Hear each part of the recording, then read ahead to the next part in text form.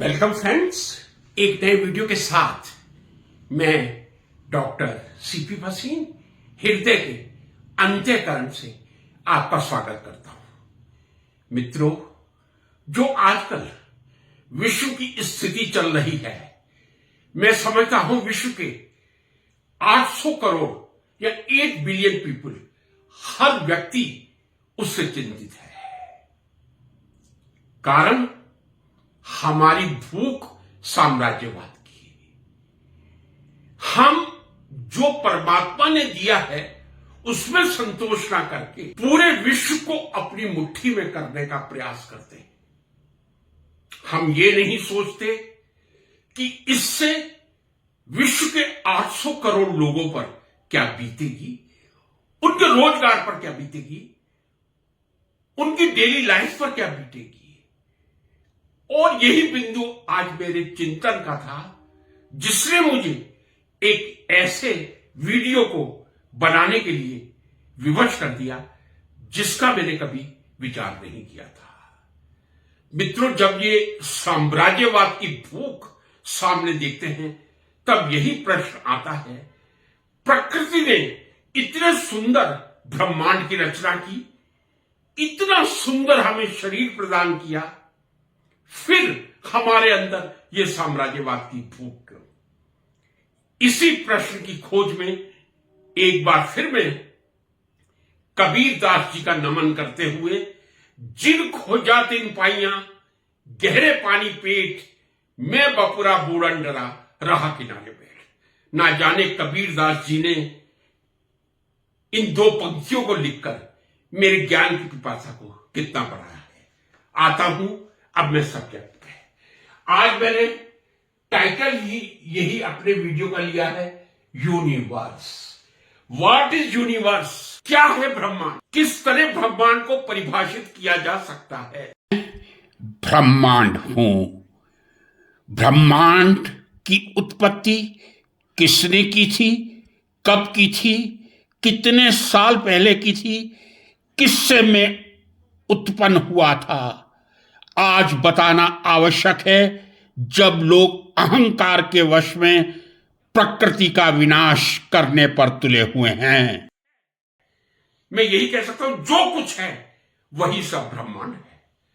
ब्रह्मांड का एक रूप पृथ्वी है और ब्रह्मांड का दूसरा रूप ग्रह, प्लैनेट्स के रूप में हमें दिखाई दे सकते हैं।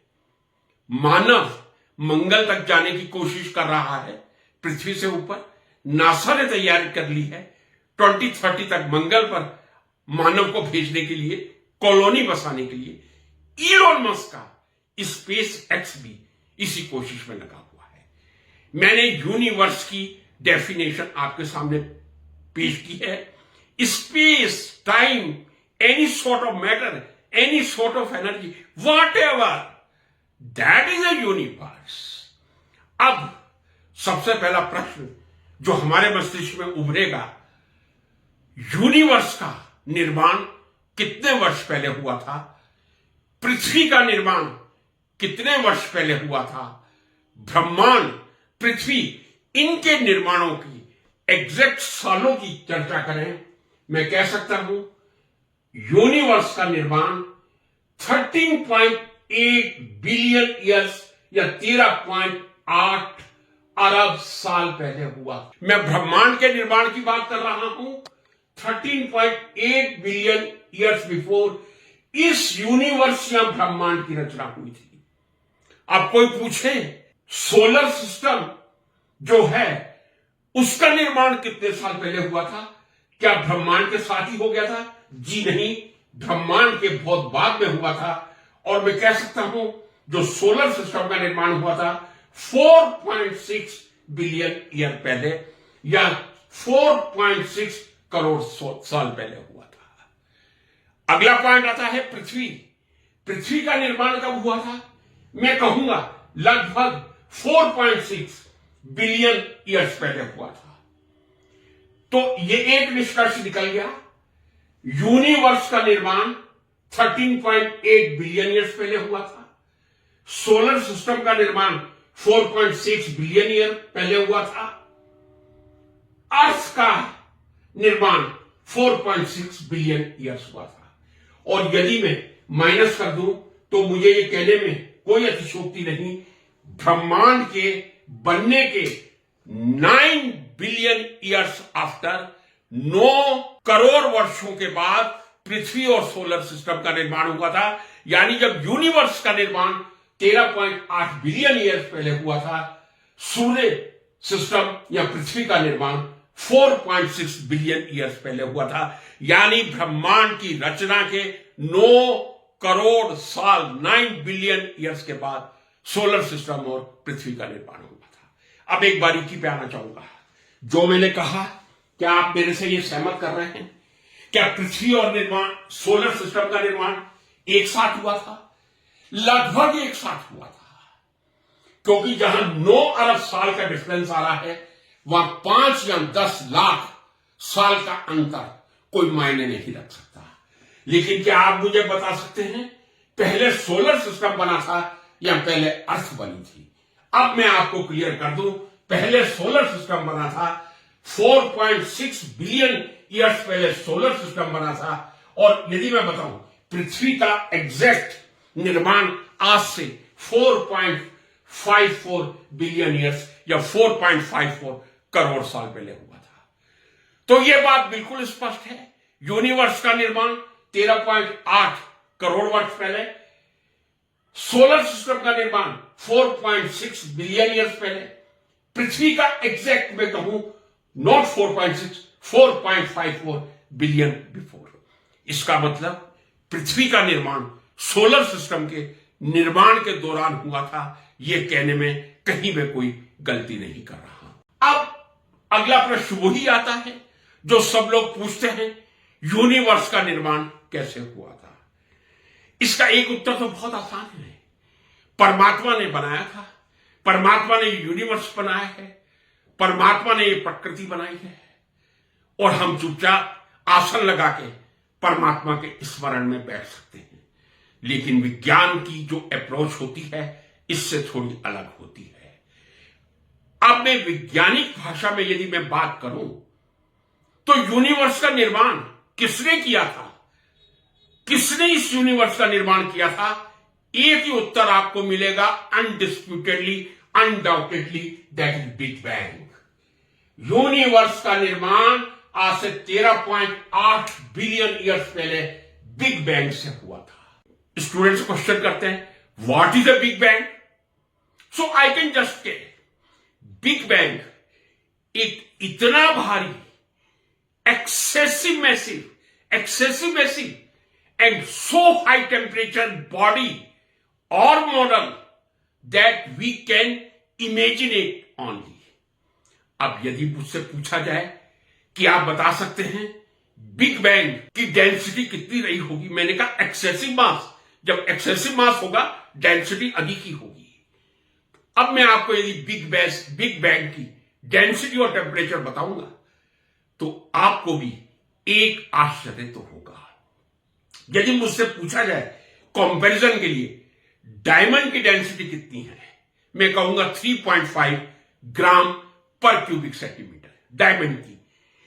पीरियोडिक टेबल का ऐसा कौन सा एलिमेंट है जिसकी डेंसिटी सबसे ज्यादा है?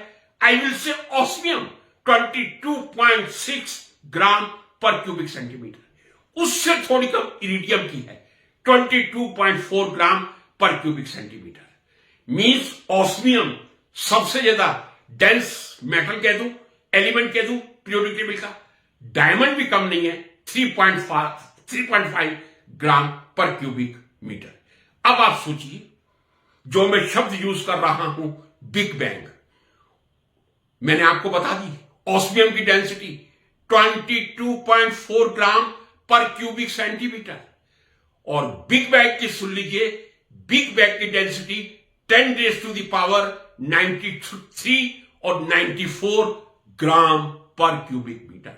कल्पना कर लीजिए, एक्सेसिव मास जो मैंने बोला था बहुत आसानी से बोल दिया था, लेकिन जब मैं फिगर दे रहा हूं उसकी डेंसिटी लगभग 10 raise to the power 93 to 10 raise to the power 94 gram पर क्यूबिक मीटर। आप हिसाब लगा लीजिए, ऑस्मियम की 22.6 ग्राम पर क्यूबिक सेंटीमीटर से कंपेयर कर लीजिए। अब मुझसे पूछा जाए पृथ्वी का एवरेज टेम्परेचर कितना होगा, मैं यही कहूंगा पृथ्वी का एवरेज टेम्परेचर लगभग 15 डिग्री सेंटीग्रेड 288 केल्विन के 15 डिग्री सेंटीग्रेड में कह सकता हूं पृथ्वी का एवरेज टेम्परेचर है पूरी पृथ्वी का, जहां 800 करोड़ रह हैं। अब इस बिग बैंग का टेम्परेचर कितना था वो भी ध्यान से सुन लीजिए, आप आश्चर्यचकित हो जाएंगे। जो बिग बैंग का टेम्परेचर था 10⁻23 केल्विन, या मैं सेंटीग्रेड में भी कहूं तो इतना बड़ा डिजिट है कि कोई फर्क नहीं पड़ेगा। मैं कह सकता हूं बिग बैंग का टेम्परेचर 10⁻23 डिग्री सेल्सियस था। इस समय पृथ्वी का एवरेज टेम्परेचर 15 डिग्री सेल्सियस, लेकिन बिग बैंग का जो टेम्परेचर था ब्रह्मांड की रचना के समय यानी 13.8 करोड़ साल पहले, वो लगभग temperature 3000 degree Celsius 3000 degree kelvin कह दूं, या ये कह दूं कि उसकी डेंसिटी 10⁻93 टू 10⁻94 थी। यही मैं बिग बैंग की डेफिनेशन आपके सामने डेटा के साथ रख सकता हूं। अब फिर एक प्रश्न आता है, हर किसी के मस्तिष्क में आना चाहिए, बिग बैंग से पहले क्या था? मैं नहीं जानता कि इस पर कोई रिसर्च हो चुकी है, इसका उत्तर है या नहीं है। जहां तक मैं सोचता हूं बिग बैंग से पहले क्या था ये कोई नहीं बता सकता। स्टीफन हॉकिंग जो मेरे बहुत ही फेवरेट फिजिसिस्ट रहे हैं और जिन्होंने ब्लैक होल पे बहुत काम किया है, यदि वो अपने हॉकिंग रेडिएशन को प्रूव कर देते जो उन्होंने 1974 में प्रपोज किया था तो शायद नोबेल प्राइज ले लेते। एनीवे, उनसे पूछा गया था कि आप बता सकते हैं बिग बैंग से पहले क्या था या बिग बैंग किससे बना था? तब जो उनका उत्तर था वो सुनिए। यह क्वेश्चन वैसा ही होगा यदि मुझसे कोई पूछे कि नॉर्थ पोल के एक्सट्रीम नॉर्थ में क्या होगा। You listen the reply. Stephen Hawking से क्वेश्चन किया गया what was before the big bang, और बिग बैंग किससे बना था? He did reply this question is like that कि नॉर्थ पोल के एक्सट्रीम नॉर्थ में क्या होगा। आप समझ गए होंगे बिग बैंग जिससे इस पृथ्वी का निर्माण हुआ। अब जो आपके सामने आंकड़े रखने जा रहा हूं, आप सोचिए प्रकृति कितनी सिस्टमेटिक होती है और किस तरह इस यूनिवर्स का निर्माण प्रकृति ने किया है, ब्रह्मांड रचा है, और किस तरह साम्राज्यवादी हमारी मानसिकता इस ब्रह्मांड को समाप्त करने पर तुली हुई है जो कभी होगा नहीं। आइए अब आप बिग बैंग से यूनिवर्स का निर्माण प्रारंभ हुआ था, और बिग बैंग से पहले क्या था मुझे भी नहीं मालूम, किसी को मालूम हो तो कमेंट बॉक्स में लिखें। जैसे ही बिग बैंग एक ब्रह्मांड का स्वरूप लेना उसने शुरू किया था, शुरू के 10⁻⁻43 सेकेंड्स। अब आप सोच लीजिए 10⁻⁻43 का मतलब है 1 सेकेंड के पहले आप 43 जीरो लगा लीजिए। That is known as Planck time. किसी को कुछ मालूम नहीं क्या हुआ था, लेकिन बिग बैंग जब ब्रह्मांड में कन्वर्ट हो रहा था 1 सेकेंड के अंदर पार्टिकल्स यानी प्रोटॉन और न्यूट्रॉन्स का निर्माण हुआ था, और प्रोटॉन्स और न्यूट्रॉन्स के निर्माण के बाद इलेक्ट्रॉन का निर्माण हुआ था। यह मैं आत्मविश्वास से कह रहा हूं। फिर आगे चले, 3 मिनट का समय आता है। 3 मिनट में हाइड्रोजन और हीलियम जैसे गैसेस बन गई थी। 3 मिनट में जब बिग बैंग यूनिवर्स का निर्माण कर रहा था, 3 मिनट के अंदर हाइड्रोजन और हीलियम गैस बन गई थी। अब आगे चलिए, यहां है सुंदरता और यहां है यूनिवर्स की निर्माण की जटिलता। बिग बैंग जब यूनिवर्स में कन्वर्ट हो रहा था 3.8 लाख ईयर्स के बाद एटम्स परमाणु और लाइट यानी प्रकाश का निर्माण हुआ था। यानी 3,80,000 साल के बाद एटम्स और लाइट आए थे। उसके 20 करोड़ साल के बाद स्टार्स एंड गैलेक्सीज आई थी, और उसके 9 बिलियन ईयर्स के बाद सोलर सिस्टम, और मैं फिर कह रहा हूं सोलर सिस्टम के लगभग 5 लाख के बाद अर्थ आई थी। देखिए आप किस तरह बिग बैंग थ्योरी एक्सप्लेन करती है यूनिवर्स के निर्माण को। 1 सेकेंड से पहले आ गए 10⁻⁻43 सेकेंड प्लैंक टाइम, कोई नहीं जानता क्या हुआ था। 1 सेकेंड में प्रोटॉन और neutron and later on electrons particles का निर्माण हुआ था। बिग बैंग थ्योरी के यूनिवर्स में कन्वर्जन के 3 मिनट के बाद हाइड्रोजन और हीलियम गैस का निर्माण हुआ था। 3,80,000 के बाद एटम्स एंड लाइट का निर्माण हुआ था। 20 करोड़ साल के बाद स्टार्स एंड गैलेक्सी का निर्माण हुआ था और लगभग 9 बिलियन ईयर्स के बाद सोलर सिस्टम और अर्थ आए थे। यानी मैंने शुरुआत की थी 13, यहां पे मैं कह दूं 13.8 बिलियन ईयर से, और मैं यहां पृथ्वी और सोलर सिस्टम पे आया तो वो लगभग, मैं ये कह दूं सोलर सिस्टम 4.6 बिलियन ईयर्स लगे थे बनने में और पृथ्वी को बनने में 4.54 बिलियन लगे थे।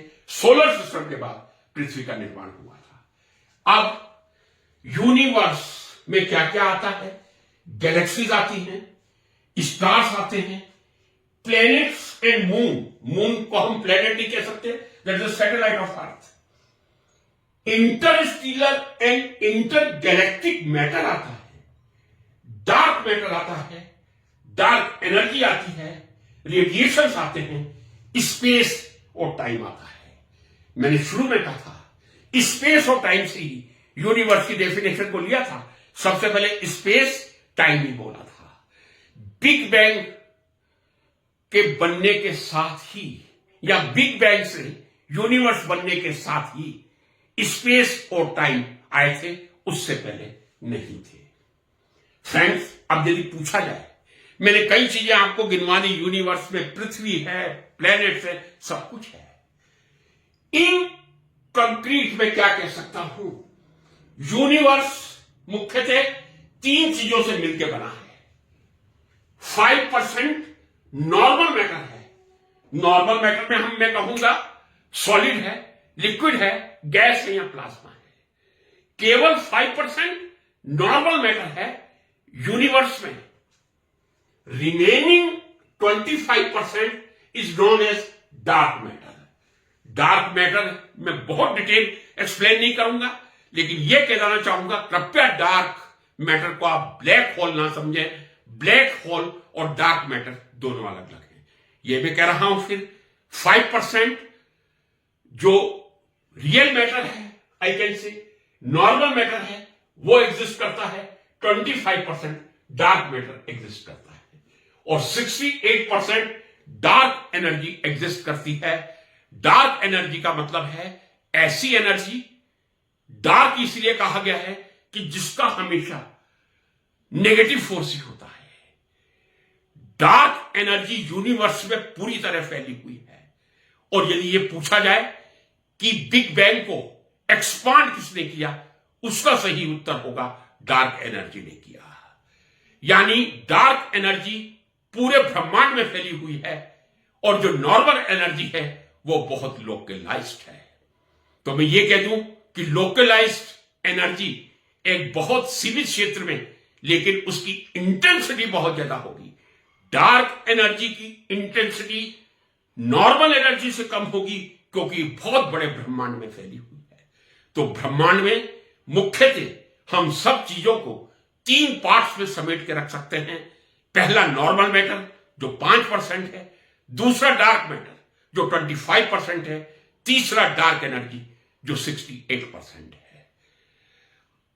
साम्राज्यवाद एक बार फिर मुझे याद आ जाता है। यदि मुझसे पूछा जाए लगभग यह ब्रह्मांड कितने वर्ष चल सकता है, या उससे पहले यह पूछा जाए पृथ्वी कितने वर्ष चलेगी, मैं कह सकता हूं जो मैंने ढूंढा है लगभग 1 करोड़ वर्ष अभी पृथ्वी और चलेगी। ब्रह्मांड कितना चलेगा? लगभग 5 करोड़ वर्ष और चलेगा।